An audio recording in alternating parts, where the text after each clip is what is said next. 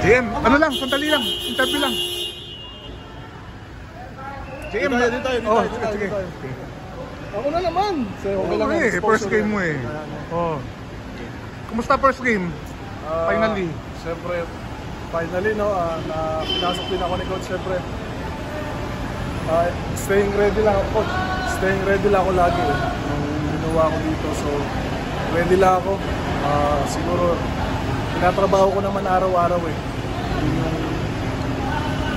Doon ko kumukuha ang puhunan ba sa araw-araw practice. So pag tinugot ako, ready ako kahit ano.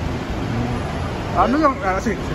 Sabi ni coach kanina, medyo inaaral mo pa yung yung sistema. Yung ngayon nakalaro ka na, kamusta yung yung takbo ng sistema? Paano mo siya naka-adapt ka na ba doon? Medyo nakaka-adapt na ako.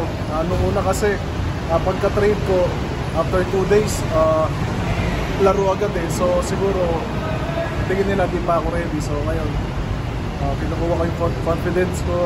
First game ko to, almost 1 year. So, binigay ko yung confidence and yung minutes ko, earn ko yan. So, ready lang ako palagi. Ngayon, nakalaro ka na. Siyempre, crucial ka dun sa... Siyempre, San Miguel gustong bumawi this conference.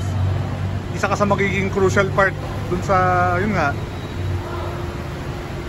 Siguro, yung adjusting period din kasi sa game and then sa new team. So lagi ako nagtatanong para mapabilis yung pag-adapt ko ng sistema ni coach. So ayun, siguro eventually magiging smooth din, masasali din ako sa rotation niya. So ayun, yun lang siguro. Pakiramdam na ngayon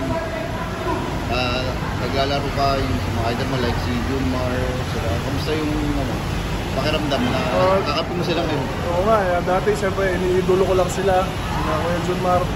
Lagi ko silang pinapanood eh, so yun yung parang motto ko na bakit ganito, bakit ganyan. So, mayroon para ko!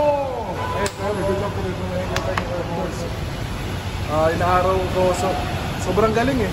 Sobrang galing niya talaga eh. So, kailangan ko matutunan kung paano siya gumalaw, paano siya dumipensa. Sobrang swerte ko kasi naging teammate ko siya. Hindi lahat ng opportunity as a big man, nilulook forward siya. So, every practice talaga tinututukan ko siya. Siyempre, siya yung pinakamagaling dito eh. Okay na. Okay. Hey, GM, thank you.